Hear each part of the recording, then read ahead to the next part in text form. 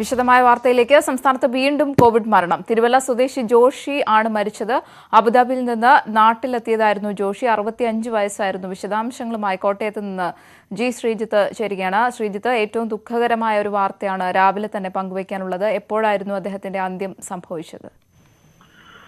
പുലർച്ചെ ഏതാണ്ട് 2 മണിയോടുകൂടിയാണ് ഇദ്ദേഹത്തിന്റെ അന്ത്യം സംഭവിച്ചത്. ഇദ്ദേഹം പത്തനംതിട്ടയിൽ നിന്ന് കോട്ടയം മെഡിക്കൽ കോളേജിൽ ചികിത്സയ്ക്ക് എത്തിയ ആളാണ്. അതായത് പത്തനംതിട്ടയിൽ ഈ മാസം 11-ന് അബുദാബിയിൽ നിന്ന് എത്തിയതാണ്. അബുദാബിയിൽ ജോലി ചെയ്യുന്ന ആളാണ് ഇദ്ദേഹം. പത്തനംതിട്ടയിൽ എത്തുകയും തുടർന്ന് ക്വാറന്റൈൻ സെന്ററിൽ കഴിയുകയുമായിരുന്നു. ഏതാണ്ട് 18-ാം തീയതിയാണ് ഇദ്ദേഹത്തിന് രോഗം സ്ഥിരീകരിക്കുന്നത്. രോഗലക്ഷണങ്ങൾ കണ്ടതിനെ തുടർന്നാണ് പത്തനംതിട്ട ജനറൽ ആശുപത്രിയിലേക്ക് മാറ്റിയത്. തുടർന്ന് കോട്ടയം മെഡിക്കൽ കോളേജിലേക്ക് 27-ന് കൊണ്ടുവരികയായിരുന്നു. കൂടുതൽ ഗുരുതരമായ രോഗം കൂടുതൽ മൂർച്ഛിച്ചതോടെയാണ് കോട്ടയത്തേക്ക് കൊണ്ടുവന്നത്. കഴിഞ്ഞ 2 ദിവസമായിട്ടും ഇവിടെ ഡോക്ടർമാർ വലിയ പരിശ്രമങ്ങൾ നടത്തിയിരുന്നു. പക്ഷേ കടുത്ത പ്രമേഹമാണ് ഏറ്റവും വലിയ വില്ലനായത് എന്നതാണ് ഡോക്ടർമാർ സൂചിപ്പിക്കുന്നത്. എന്തായാലും മൃതദേഹം ഇപ്പോൾ കോട്ടയം മെഡിക്കൽ കോളേജിലാണുള്ളത്. സംസ്കാരം അടക്കമുള്ള കാര്യങ്ങളെക്കുറിച്ചുള്ള ചർച്ചകൾ നടന്നു വരികയാണ്. ഒരുപക്ഷെ തിരുവല്ലയിലേക്ക് തന്നെ കൊണ്ടുപോയേക്കും എന്നുള്ള സൂചനയാണ് ഇപ്പോൾ കോട്ടയം ജില്ലാ ഭരണകൂടത്തിന്റെ ഭാഗത്തു നിന്ന് നമുക്ക് ലഭ്യമാകുന്നത്. പ്രോട്ടോകോൾ ഉൾപ്പെടെ പാലിച്ചുകൊണ്ട് ആരോഗ്യവകുപ്പ് ഉദ്യോഗസ്ഥരായിരിക്കും ഇക്കാര്യങ്ങളെല്ലാം ചെയ്യുക. എന്തായാലും സംസ്ഥാനത്ത് ഒരു മരണം കൂടി ഉണ്ടാകുന്നു എന്നുള്ളതാണ്. നമുക്കറിയാം, കോട്ടയത്ത് നേരത്തെ തന്നെ പത്തനംതിട്ടയിൽ നിന്നുള്ള 2 പേര് ചികിത്സയിലായിരുന്നു. അതിലൊരാളാണ് ഇപ്പോൾ മരിച്ചത്. കൂടുതൽ രോഗാവസ്ഥ കൂടുതൽ പ്രശ്നമുള്ളവരെയാണ് കോട്ടയം മെഡിക്കൽ കോളേജിലേക്ക് പരിചരണത്തിനായി കൊണ്ടുവരുന്നത്. എന്തായാലും ജോഷിയുടെ മൃതദേഹം ഇപ്പോഴും കോട്ടയം മെഡിക്കൽ കോളേജിൽ സൂക്ഷിച്ചിരിക്കുകയാണ്. അബുദാബിയിൽ നിന്നെത്തിയ തിരുവല്ല സ്വദേശി ജോഷിയുടേതടക്കം സംസ്ഥാനത്ത് കോവിഡ് മരണം 8ആയി. വിശദാംശങ്ങളാണ് ജി ശ്രീജിത്ത് കോട്ടയത്ത് നിന്ന് നൽകിയത്. ഇടുക്കിയിൽ ഒരാൾക്ക് കൂടി കോവിഡ് സ്ഥിരീകരിച്ചു. ഡൽഹിയിൽ നിന്ന് മടങ്ങിയെത്തിയ വിദ്യാർത്ഥിക്കാണ് രോഗം സ്ഥിരീകരിച്ചത്.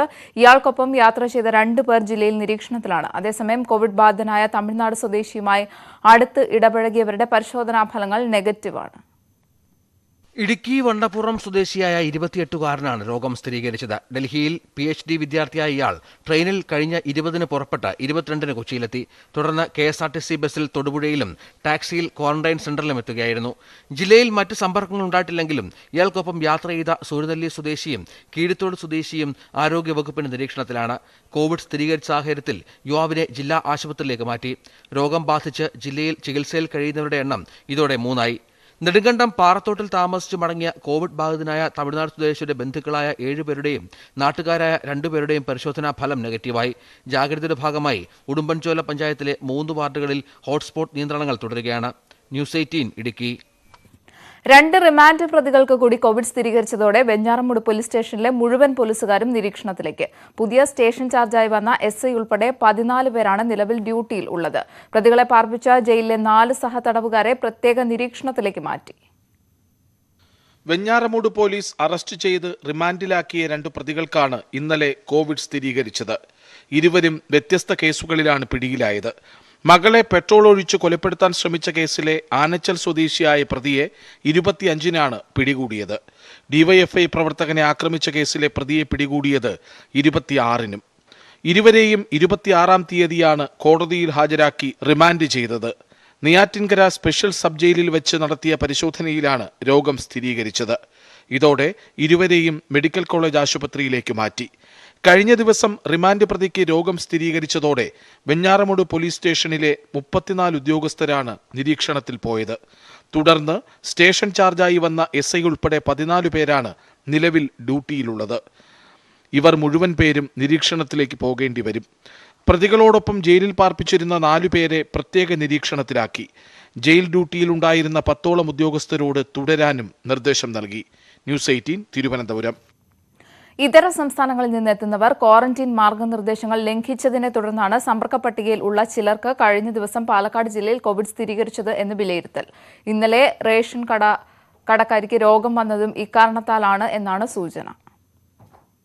പാലക്കാട് ജില്ലയിൽ ഇന്നലെ കോവിഡ് സ്ഥിരീകരിച്ച കണ്ണിയമ്പുറം സ്വദേശിനി, റേഷൻ കട ഉടമയായ കടമ്പഴിപ്പുറം സ്വദേശിനി, കഴിഞ്ഞ ദിവസങ്ങളിൽ രോഗം ബാധിച്ച തോട്ടക്കര സ്വദേശിനി, ചാലിശ്ശേരി സ്വദേശി, മലമ്പുഴ സ്വദേശിനി എന്നിവർക്കെല്ലാം രോഗം ബാധിച്ചത് സമ്പർക്കത്തിലൂടെയാണ്. ഇതിൽ റേഷൻ കട ഉടമ ഒഴിച്ച് മറ്റുള്ളവരെല്ലാം ഇതര സംസ്ഥാനങ്ങളിൽ നിന്നും എത്തിയവരുടെ അമ്മമാർ ഉൾപ്പെടെയുള്ള കുടുംബാംഗങ്ങളാണ്. ഇതര സംസ്ഥാനങ്ങളിൽ നിന്നും എത്തുന്നവർ 14 ദിവസം റൂം ക്വാറന്റീനിൽ കഴിയണമെന്നും പലരും അതിന് തയ്യാറായിട്ടില്ല എന്നുമാണ് വിലയിരുത്തൽ. ക്വാറന്റീനിൽ കഴിയുന്നവർ വീടിന് പുറത്തേക്ക് പോകുന്നില്ലെങ്കിലും ചിലർ വീടിനകത്ത് റൂമിൽ കഴിയാതെ മറ്റ് കുടുംബാംഗങ്ങളുമായി സമ്പർക്കത്തിലേർപ്പെടുന്നത് വെല്ലുവിളിയാണ്. ഇന്നലെ രോഗം സ്ഥിരീകരിച്ച കടമ്പഴിപ്പുറം സ്വദേശിനിയായ റേഷൻ കടയുടമയ്ക്ക് രോഗം വന്നത് ചെന്നൈയിൽ നിന്നും വന്ന ആളുമായുള്ള സമ്പർക്കത്തെ തുടർന്നാണ്. ഇയാൾക്ക് നേരത്തെ മെയ് 23-ന് രോഗം സ്ഥിരീകരിച്ചിരുന്നു. എന്നാൽ ഇയാൾ ക്വാറന്റീൻ ലംഘിച്ചതാണ് റേഷൻ കട ഉടമയുമായി സമ്പർക്കത്തിന് കാരണമായത്. ഇത്തരത്തിൽ ക്വാറന്റീൻ ലംഘിക്കുന്നുണ്ടോ എന്ന് നിരീക്ഷിക്കാൻ പരിശോധന ശക്തമാക്കാനാണ് തീരുമാനം. പ്രസാദ് ഉടുമ്പിശ്ശേരി, ന്യൂസ് 18, പാലക്കാട്. ലോക്ഡൌൺ മാർഗനിർദ്ദേശങ്ങളിൽ ഇളവ് നൽകി ഡ്രൈവിംഗ് പരിശീലനത്തിന് അനുവാദം നൽകണം എന്ന ആവശ്യവുമായി ഡ്രൈവിംഗ് സ്കൂൾ ഉടമകൾ. പൊതുഗതാഗതത്തിനുൾപ്പെടെ സർക്കാർ ഇളവ് നൽകിയ സാഹചര്യത്തിലാണ് ആവശ്യം. 2 മാസത്തിലേറെയായി ഡ്രൈവിംഗ് സ്കൂളുകൾ അടഞ്ഞുകിടക്കുകയാണ്. ഈ രംഗത്തുള്ള നിരവധി പേരാണ് ഇതുമൂലം ദുരിതത്തിലായിരിക്കുന്നത്. പരിശീലനത്തിനായി ഉപയോഗിച്ചിരുന്ന വാഹനങ്ങൾ ഷെഡിലാണ്. ഇത് പലതും തുരുമ്പെടുത്ത് ഓടിക്കാൻ പറ്റാത്ത സാഹചര്യമാണ്. ഇപ്പോഴത്തെ ഇതനുസരിച്ച് ബസ്സുകൾ ഓടുന്നുണ്ട്, ഓട്ടോറിക്ഷയൊക്കെ ഓടുന്നുണ്ട്. അപ്പോൾ അതുവരെ ഞങ്ങൾക്ക് ഓടിക്കാനുള്ള ഒരു അനുവാദം തന്നെ ഒരു 2 ആളെ വെച്ചിട്ടാണെങ്കിലും ഞങ്ങൾ ഓടിച്ചോളാം. ടെസ്റ്റും ആൾക്കാരെ കുറച്ച് ടെസ്റ്റ് നടത്താനുള്ള ഏർപ്പാടും ചെയ്തു തന്നെ. ജീവിതം വഴിമുട്ടി നിൽക്കുകയാണ്. വണ്ടികളുടെ എല്ലാം ബാറ്ററി പോയി, ടയർ പൊട്ടിപ്പോയി, ആകെ കടവും ബുദ്ധിമുട്ടായിട്ടിരിക്കുന്നത്. ഇനി വാഹനങ്ങൾ ഓടിച്ചു തുടങ്ങണമെങ്കിൽ നല്ലൊരു തുക മുടക്കി റിപ്പയർ ചെയ്യണം. പലരും വാഹനങ്ങൾ വാങ്ങിയിരിക്കുന്നത് ലോൺ എടുത്താണ്. ഞങ്ങൾ പട്ടിണിയും പരിവാരമായിട്ട് ഇങ്ങനെ ഒരു രീതിയിലും എങ്ങും പോകാനോ സ്റ്റുഡൻസിനെ പഠിപ്പിക്കാനോ ഒന്നും ഒരു നിവൃത്തിയില്ല. എല്ലാവരും ഓട്ടോറിക്ഷ ഓടുന്നുണ്ട്, ബസ്സുകൾ ഓടിത്തുടങ്ങി. ഞങ്ങളുടെ മാത്രം ഒരു തീരുമാനം ഇതുവരെ സർക്കാരൊന്നും പറഞ്ഞിട്ടുമില്ല. കൂടുതൽ പേരെ ഉൾപ്പെടുത്താതെ ഡ്രൈവിംഗ് പരിശീലനം നൽകാൻ അനുമതി ലഭിക്കണമെന്നാണ് ആവശ്യം. ബസ്സുകളും ഓട്ടോറിക്ഷകളും മറ്റു വാഹനങ്ങളും നിരത്തിലിറങ്ങാൻ അനുവാദം നൽകിയ സാഹചര്യത്തിൽ പരിശീലനം അനുവദിച്ചാൽ ഈ മേഖലയ്ക്കും വലിയ ആശ്വാസമാകും. ന്യൂസ് 18, കോതമംഗലം. 42 വിദ്യാർത്ഥികൾക്ക് ലോക്ഡൌൺ നിയന്ത്രണങ്ങൾ മൂലം ഹയർ സെക്കൻഡറി പരീക്ഷ എഴുതാനായില്ല. കോഴിക്കോട് ചെറുവാടി അൽബനത്ത് കോളേജിലെ കർണാടക സ്വദേശികളായ വിദ്യാർത്ഥികൾക്കാണ് പരീക്ഷ എഴുതാൻ കഴിയാതിരുന്നത്. Koduvally higher secondary school, Kuttikkattoor higher secondary school, Anayamkunnu higher secondary school എന്നിവയായിരുന്നു പരീക്ഷാ കേന്ദ്രങ്ങൾ. കോവിഡ്-19 ഭീഷണി മൂലം ഹോസ്റ്റലുകൾ അടച്ചതോടെ സ്വന്തം നാട്ടിലേക്ക് തിരിച്ച ഇവർക്ക് പരീക്ഷയ്ക്കായി മടങ്ങിവരാൻ കഴിഞ്ഞില്ല. പരീക്ഷാ കേന്ദ്രം മാറ്റി മറ്റു ജില്ലകളിൽ പരീക്ഷ എഴുതാൻ സർക്കാർ അനുമതി നൽകിയിരുന്നു. എങ്കിലും മറ്റു സംസ്ഥാനത്തുള്ളവർക്ക് അതിനും കഴിഞ്ഞില്ല. വിഷയം ജില്ലാ കളക്ടറുടെ ശ്രദ്ധയിൽപ്പെടുത്തിയെങ്കിലും സ്വന്തം റിസ്കിൽ വാഹനമെടുത്ത് വരാമെന്നും പക്ഷേ കേരളത്തിലെത്തിയാൽ 14 ദിവസം ക്വാറന്റൈനിൽ കഴിയേണ്ടി വരുമെന്നുമാണ് മറുപടി ലഭിച്ചത്. ഇതോടെ കേരളത്തിലെത്തിയാലും പരീക്ഷ എഴുതാൻ പറ്റാത്ത സാഹചര്യം ഉടലെടുത്തു. സർക്കാർ ഇപ്പോൾ പറഞ്ഞിരിക്കുന്നത് ഈ കുട്ടികൾക്ക് പ്രത്യേകമായ റെഗുലർ പരീക്ഷകൾ നടത്തും. ഇപ്പോൾ നടക്കുന്ന പരീക്ഷകൾ അറ്റൻഡ് ചെയ്യാൻ കഴിയാത്ത കുട്ടികൾക്ക് റെഗുലറായിട്ടുള്ള പരീക്ഷ നടത്തുമെന്ന് സർക്കാർ പറഞ്ഞിട്ടുണ്ട്.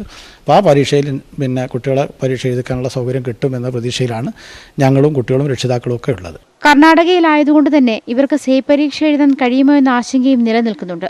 ജില്ലാ കളക്ടർ മുഖേന വിഷയം വിദ്യാഭ്യാസ വകുപ്പിനെ അറിയിച്ചിട്ടുണ്ടെന്നും സേ പരീക്ഷയോടൊപ്പം ഇവർക്ക് റെഗുലർ പരീക്ഷ എഴുതാൻ കഴിയുമെന്നാണ് പ്രതീക്ഷയെന്നും അൽബനാത്ത് കോളേജ് മാനേജ്മെന്റ് അറിയിച്ചു.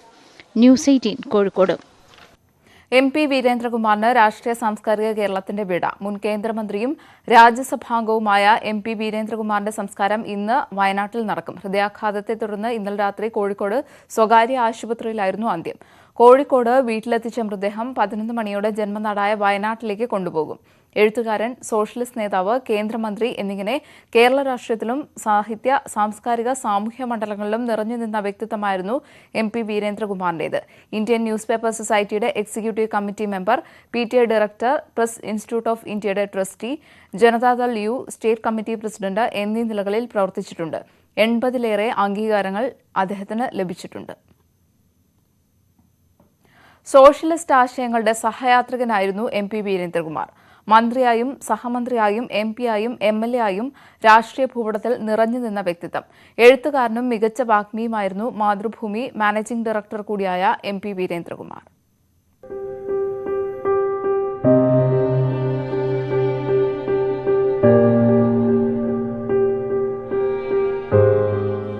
സോഷ്യലിസ്റ്റ് ആശയങ്ങളുടെ സഹചാരിയായി ജീവിച്ച MP വീരേന്ദ്രകുമാർ ഒടുവിൽ നയിച്ചത് ലോക് താന്ത്രിക് ജനതാദൾ പാർട്ടിയെ.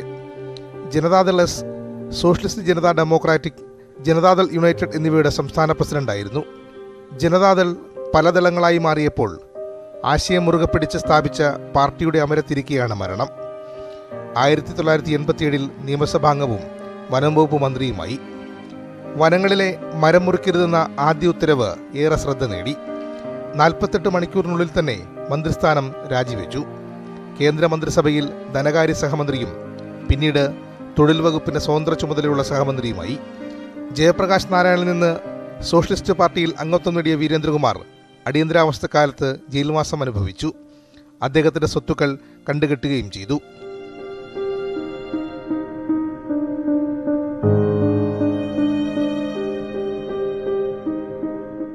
മികച്ച എഴുത്തുകാരനും വാഗ്മിയുമായിരുന്നു MP വീരേന്ദ്രകുമാർ. സമന്വയത്തിന്റെ വസന്തം, ബുദ്ധന്റെ ചിരി, അധിനിവേശത്തിന്റെ അടിയൊഴുക്കുകൾ, ഗാട്ടും കാണാച്ചരടുകളും, രാമന്റെ ദുഃഖം തുടങ്ങി നിരവധി പുസ്തകങ്ങൾ രചിച്ചു. ഹൈമവത ഭൂവിൽ എന്ന കൃതി കേന്ദ്ര സാഹിത്യ അക്കാദമി പുരസ്കാരം നേടി. മറ്റ് കൃതികൾക്കും നിരവധി പുരസ്കാരങ്ങൾ ലഭിച്ചു.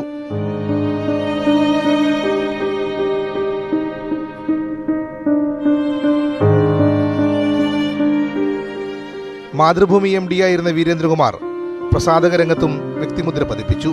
World association of newspapers, international press institute, Indian newspaper society തുടങ്ങിയവയിൽ അംഗമായിരുന്നു. പ്രസ് ട്രസ്റ്റ് ഓഫ് ഇന്ത്യയുടെ ഡയറക്ടറായും വീരേന്ദ്രകുമാർ സേവനമനുഷ്ഠിച്ചിട്ടുണ്ട്. News desk, news 18. കരുതിയിരിക്കണം മഴയെ.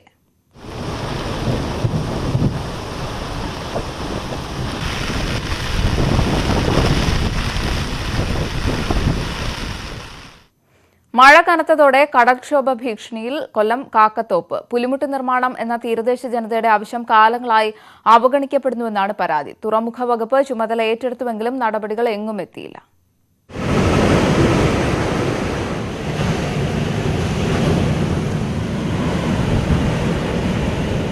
തീരദേശ ജനതയുടെ ആവശ്യം പുലിമുട്ട് നിർമ്മാണം. ഇറിഗേഷൻ വകുപ്പ് ഓരോ വർഷവും ചെയ്യുന്നത് കടൽഭിത്തി നിർമ്മിക്കൽ.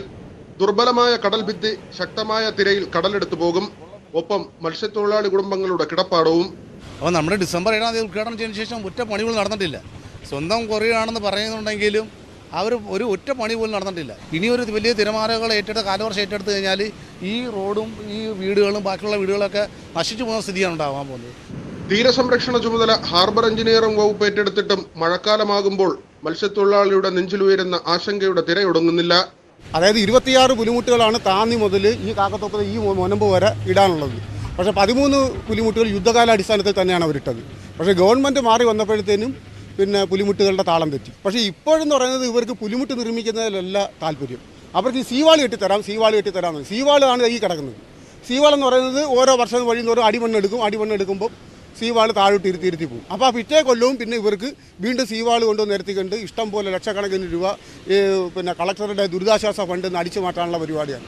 നിർദ്ദിഷ്ട പദ്ധതി പ്രകാരമുള്ള 26-ൽ 13 പുലിമുട്ടുകളുടെ നിർമ്മാണം പൂർത്തിയാക്കിയ മുക്കത്ത് കടൽക്ഷോഭം ചെറുക്കാൻ കഴിയുന്നുണ്ട്. കടലിൽ നിന്ന് 70 മീറ്ററെങ്കിലും വേണമെന്നിരിക്കെ മറ്റിടങ്ങളിൽ നേരത്തെ നിർമ്മിച്ച പുലിമുട്ടുകൾക്ക് 35 മീറ്റർ മാത്രം ദൈർഘ്യമേ ഉള്ളൂവെന്നും പരാതിയുണ്ട്. കൂടുതൽ അപകടകരമായ സ്ഥലങ്ങളിൽ തീരം വിട്ടുപോകാൻ മത്സ്യത്തൊഴിലാളികളോട് നിർദ്ദേശിക്കുമ്പോൾ മറ്റെവിടെയെങ്കിലും സ്ഥലം വാങ്ങി വീട് വയ്ക്കാൻ ഒരു കുടുംബത്തിന് നൽകുന്നത് 10 ലക്ഷം രൂപ മാത്രം. ന്യൂസ് 18 കൊല്ലം. ഇനി കാർഷിക കേരളം.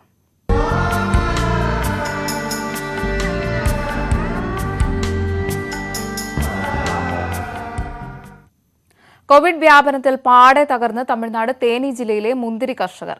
വിളവെടുക്കാൻ കഴിയാതെ വന്നതോടെ മുന്തിരിക്കുലകൾ വെട്ടി നീക്കുകയാണ് കർഷകർ. ബാങ്ക് വായ്പ എടുത്തും പലിശയ്ക്ക് കടം വാങ്ങിയും ഇറക്കിയ കൃഷിക്ക് മുടക്കുമുതൽ പോലും തിരിച്ചു കിട്ടാത്ത സ്ഥിതിയാണ് ഉള്ളത്.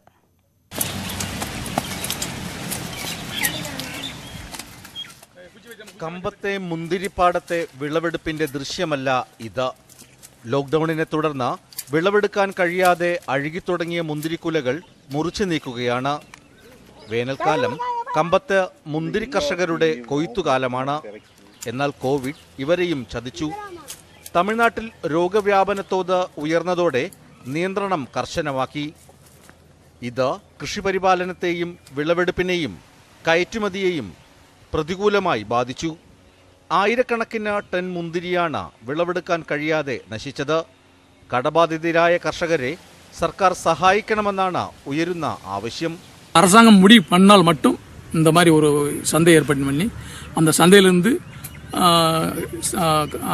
சம்சாரியில் போய் கொடுத்தாங்கன்னா സംസാരിച്ച് അതിലിருந்து വേറെവങ്ങൾ കൊടുത്താங்கன்னா ഇത് സംസാരിക്ക ആദായം.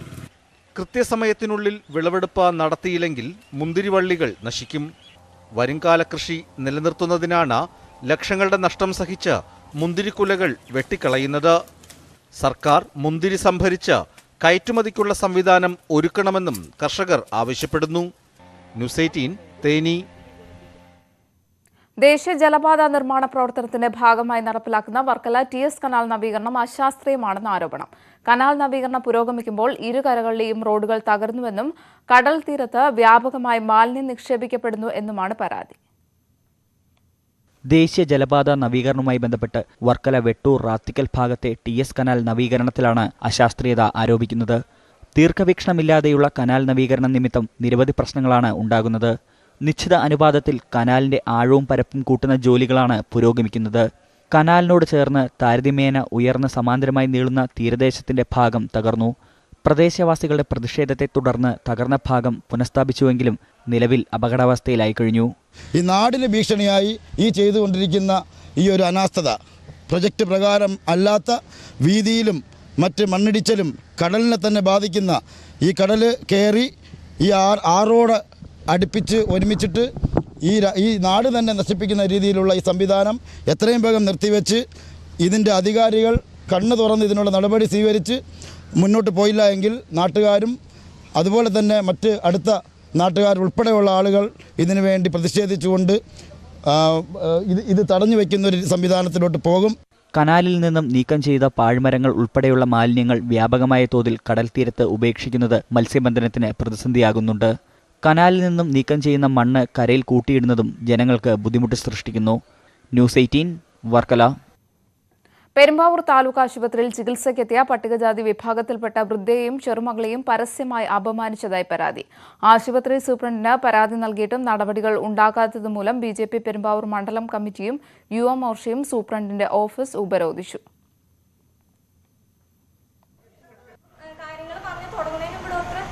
കുറച്ച് ഷൗട്ടായിട്ട് തുടങ്ങി. അപ്പോഴത്തേനും ഞാൻ പറഞ്ഞ 3-4 ദിവസമായി അച്ചാമ്മേനെ കൊണ്ട് ഞങ്ങൾ വരാൻ തുടങ്ങിയിട്ട് ഇതുവരെ ഡോക്ടറിനെ കണ്ടില്ല എന്നൊരു വാക്ക് മാത്രമേ ഞാൻ പറഞ്ഞോളൂ. അതിനുമുമ്പ് ഡോക്ടറിനോട് ഷൗട്ട് ചെയ്ത് തുടങ്ങി, നിങ്ങൾ എത്ര ദിവസം വന്നാലും നിങ്ങൾക്ക് കാണാൻ ഭാഗത്തിന് ഇവിടെ ഗവൺമെന്റ് സർവീസ് ഉണ്ടാവും എന്ന് നിങ്ങൾ വിചാരിക്കേണ്ട, നിങ്ങൾ വന്ന് കാണണമെന്ന് വാശി പിടിക്കുമ്പോൾ ഡോക്ടർ ഉണ്ടാവും, നിർബന്ധമില്ല. അതാണ് ഡോക്ടറോട് ഭയങ്കരമായിട്ട് ഷൗട്ട് ചെയ്തു. അപ്പം ഞാൻ ചോദിച്ചു, എന്താ ഡോക്ടർ ചെയ്യേണ്ടത്, ഇപ്പം ഇവിടെ കാണണോ, അത് ഇവിടെ എന്താ ചെയ്യേണ്ടത്, വെയിറ്റ് ചെയ്യണമെന്ന് വെച്ച് കഴിഞ്ഞപ്പോൾ ഡോക്ടർ പറഞ്ഞു, നിങ്ങൾ മരുന്ന് മേടിക്ക് ചീട്ടെടുത്ത് എന്തൊക്കെ എഴുതിയിട്ട് അസുഖം എന്താണെന്ന് പോലും ചോദിക്കാൻ മര്യാദ കാണിച്ചില്ല, എന്തൊക്കെ എഴുതിയിട്ട് എറിഞ്ഞു പറഞ്ഞു, അവിടെ വെച്ചിട്ട് പറഞ്ഞു പുറത്തിരിക്കാനാണ് പറഞ്ഞതെന്ന് അവരോട് ഭയങ്കരമായിട്ട് ഷൗട്ട് ചെയ്തു. നാട്ടുവർത്തമാനം പൂർണ്ണമാകുന്നു. നമസ്കാരം.